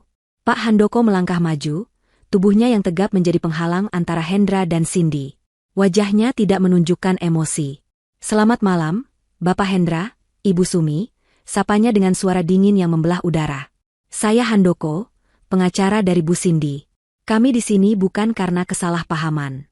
Kami di sini atas dasar laporan resmi mengenai dugaan tindak pidana berat yang terjadi di rumah ini. Tindak pidana apa? Bentak Hendra, arogansinya kembali muncul. Ini fitnah. Saya akan menuntut kalian semua atas pencemaran nama baik. Seorang perwira polisi yang dari tadi diam kini melangkah ke depan. Wajahnya keras dan tanpa kompromi. Kami memiliki surat perintah untuk melakukan pemeriksaan. Sebaiknya Anda dan Ibu Anda duduk dan bersikap kooperatif. Hendra dan Ibu Sumi dipaksa untuk kembali duduk di sofa, di hadapan para tamu mereka yang kini menatap dengan campuran rasa takut dan penasaran. Para kerabat itu perlahan-lahan mundur, mencoba menjauh, seolah takut ikut terseret ke dalam bencana yang akan datang. Mereka adalah tikus-tikus yang bersiap meninggalkan kapal yang akan karam. Anda bilang ini fitnah. Pak Handoko berkata lagi, kali ini ia mengambil sebuah tablet dari dalam tasnya. Anda bilang istri Anda hanya berhalusinasi? Mungkin, kita semua perlu sedikit pencerahan. Ia menyalakan tablet itu. Keheningan di ruangan itu terasa begitu pekat, hanya suara napas yang tegang yang terdengar. Pak Handoko memutar video pertama. Layar tablet itu, meskipun kecil, tampak begitu besar dan jelas di tengah ruangan yang tegang. Video itu menampilkan kamar almarhum Pak Wijoyo dengan jelas. Lalu, sosok Ibu Sumi masuk ke dalam rekaman. Semua orang melihat dengan mata kepala mereka sendiri bagaimana Ibu Sumi, dengan senyum manis di wajahnya, berpura-pura memberikan obat, lalu dengan gerakan cepat dan santai, menjatuhkan pil kecil itu ke bawah kolong tempat tidur. Napas Ibu Sumi tercekat di tenggorokannya. Wajahnya yang tadi penuh air mata kini, membeku dalam ekspresi horor mutlak. Warna kulitnya berubah menjadi seputih kapur. Itu tidak benar. Itu editan, pekiknya dengan suara melengking. Pak Handoko mengabaikannya dan memutar video kedua. Kali ini, Hendra yang menjadi bintangnya. Rekaman itu menunjukkan Pak Wijoyo yang terbatuk dan memanggil-manggil meminta minum. Sementara Hendra, yang duduk hanya beberapa meter darinya, sama sekali tidak bergeming, matanya terpaku pada layar ponselnya. Beberapa kerabat mulai berbisik-bisik, tatapan mereka pada Hendra kini berubah menjadi ngeri. Ini belum seberapa, kata Pak Handoko dengan nada dingin. Ia kemudian mematikan gambar dan hanya memutar audio dari malam terakhir. Kualitas suaranya sangat jernih. Ruangan itu dipenuhi oleh suara rintihan terakhir Pak Wijoyo. Lalu, terdengar suara Cindy yang berteriak panik, suara pintu yang ditutup, dan suara gedoran tangannya yang putus asa. Kemudian, puncaknya. Terdengar suara Ibu Sumi dan Hendra, begitu jelas, begitu dekat, seolah mereka sedang berbisik di telinga semua orang yang ada di ruangan itu. Sudah biarkan saja. Sebentar lagi juga selesai. Rencana kita berhasil, Hendra. Kita akan kaya. Setelah kalimat terakhir itu diputar, keheningan yang terjadi sesudahnya terasa lebih memekakan daripada ledakan bom. Itu adalah keheningan kematian. Keheningan pengakuan. Hancur. Dalam sekejap, seluruh dunia Hendra dan Ibu Sumi hancur berkeping-keping. Wajah Ibu Sumi yang pucat kini berubah menjadi kebiruan. Matanya membelalak ngeri, lalu tubuhnya terkulai lemas. Ia pingsan di sofa, sebuah pelarian terakhir yang sia-sia. Hendra, di sisi lain, tampak seperti patung yang disambar petir. Wajahnya kosong, matanya menatap liar ke arah tablet di tangan Pak Handoko, lalu beralih ke Cindy dengan tatapan penuh kebencian dan kekalahan. Topengnya telah hancur, dan yang tersisa hanyalah wajah asli seorang pecundang yang serakah dan keji. Bawa mereka. Perintah dari perwira polisi itu terdengar seperti vonis mati. 2 orang polisi segera bergerak, mengangkat tubuh Ibu Sumi yang lemas, sementara 2 lainnya mendekati Hendra. Saat borgol besi yang dingin itu diklik di pergelangan tangannya, Hendra seolah tersadar dari kelumpuhannya. Ia tidak melawan. Ia hanya menundukkan kepalanya dalam-dalam, seluruh kesombongannya lenyap tak bersisa. Para kerabat mereka kini berhamburan keluar rumah, melarikan diri dari aib itu secepat mungkin, tanpa sepatah kata pun. Pesta itu telah benar-benar berakhir. Saat mereka digiring keluar, Ibu Sumi sudah siuman. Wajahnya basah oleh air mata dan keringat. Saat melewati Cindy, kebenciannya meledak menjadi amukan terakhir. Kau! Anak tidak tahu diuntung. Jeritnya, suaranya serak dan penuh racun. Kamu pikir kamu menang? Kamu akan menyesal. Kamu akan hidup sebatang kara selamanya, dikutuk. Hendra hanya diam, diseret oleh polisi, tidak berani menatap wajah Cindy. Cindy tidak mundur. Ia berdiri tegak, menatap langsung ke dalam mata ibu mertuanya yang menyala-nyala karena benci. Dengan ketenangan yang menakutkan, ia menjawab jeritan itu. Hidup sendiri dalam kebenaran jauh lebih mulia daripada hidup bersama iblis seperti kalian. Katanya, setiap kata diucapkan dengan penekanan yang tajam. Ia melirik sekilas pada Hendra yang menunduk, lalu kembali pada Ibu Sumi. Selamat menikmati rumah baru kalian. Semoga dinding penjara yang dingin itu bisa memberi kalian banyak waktu untuk merenungi semua perbuatan kalian. Polisi menarik mereka menjauh. Suara jeritan dan makian Ibu Sumi perlahan menjauh, lalu ditelan oleh suara pintu mobil polisi yang dibanting menutup. Beberapa saat kemudian, suara sirene meraung, membelah keheningan malam, membawa pergi 2 jiwa yang telah menjual nurani mereka demi keserakahan. Cindy tetap berdiri di ambang pintu, menatap jalanan yang kini kembali sepi. Rumah di belakangnya terasa begitu luas dan kosong. Piring-piring kotor sisa pesta masih tergeletak di meja, menjadi saksi bisu dari drama yang baru saja berakhir. Ia sendirian. Benar-benar sendirian. Tetapi untuk pertama kalinya dalam waktu yang sangat lama, ia bisa bernapas dengan lega. Udara malam itu terasa dingin, namun bersih. Itu adalah udara kebebasan. Udara keadilan. Bulan-bulan setelah malam penangkapan itu berlalu seperti dalam kabut. Kasus, menantu pembunuh warisan, menjadi berita utama di media lokal selama beberapa minggu, sebelum akhirnya dilupakan dan digantikan oleh berita-berita baru. Bagi Cindy, waktu-waktu itu adalah periode pembersihan. Ia membersihkan rumahnya dari sisa-sisa kehadiran Hendra dan Ibu Sumi, menyumbangkan semua pakaian dan barang-barang mereka. Setiap sudut rumah yang ia bersihkan terasa seperti sebuah ritual untuk mengusir energi negatif dan kenangan buruk. Ia juga membersihkan hatinya dari kebencian. Amarahnya telah mencapai tujuannya, dan kini yang tersisa adalah ruang kosong yang harus ia isi kembali dengan kedamaian. Proses hukum berjalan seperti yang telah direncanakan oleh Pak Handoko. Bukti rekaman CCTV itu begitu kuat dan tak terbantahkan, sehingga tidak memberikan celah sedikit pun bagi pembelaan. Gugatan perdata untuk membatalkan hibah tanah pun dimenangkan Cindy dengan mudah. Pengadilan menyatakan bahwa hibah itu tidak sah karena didasari oleh niat jahat dan tipu muslihat. Semua aset peninggalan Pak Wijoyo, tanpa terkecuali, kembali ke tangan Cindy sebagai satu-satunya ahli waris yang sah. Hari pembacaan vonis akhir pun tiba. Cindy duduk sendirian di bangku pengunjung ruang sidang. Ia melihat Hendra dan Ibu Sumi digiring masuk ke kursi pesakitan. Penampilan mereka telah berubah drastis. Mereka terlihat kurus, kuyu, dan puluhan tahun lebih tua. Tidak ada lagi sisa-sisa arogansi atau keangkuhan di wajah mereka, yang ada hanyalah kekalahan dan keputusasaan. Selama persidangan, mereka tidak pernah berani menatap matanya. Hakim mengetukkan palunya, suaranya menggema di ruangan yang sunyi. Terdakwa Hendra dan terdakwa Sumi terbukti secara sah dan meyakinkan melakukan tindak pidana pembunuhan berencana. Cindy menahan napas. Dan dengan ini menjatuhkan hukuman pidana penjara seumur hidup. Palu diketuk 3 kali. Selesai. Ibu Sumi luruh ke lantai sambil menangis tanpa suara, sementara Hendra hanya menatap kosong ke depan, seolah jiwanya telah meninggalkan raga. Cindy tidak merasakan lonjakan kebahagiaan atau keinginan untuk bersorak. Ia hanya merasakan sebuah kelegaan yang dalam dan damai. Beban berat di pundaknya telah terangkat. Keadilan untuk ayahnya telah terpenuhi. Ia bangkit dari kursinya, dan tanpa menoleh ke belakang, ia berjalan keluar dari ruang sidang, meninggalkan masa lalunya untuk selamanya. 2 tahun kemudian, langit sore di pekarangan itu berwarna cerah. Tawa riang anak-anak terdengar memecah keheningan, bercampur dengan suara gemerisik halaman buku yang dibalik. Pekarangan tanah di pinggir jalan raya itu, tanah yang pernah menjadi simbol keserakahan dan hampir direnggut oleh kejahatan, kini telah berubah wujud. Di atasnya kini berdiri sebuah bangunan sederhana namun indah dengan halaman yang luas dan asri.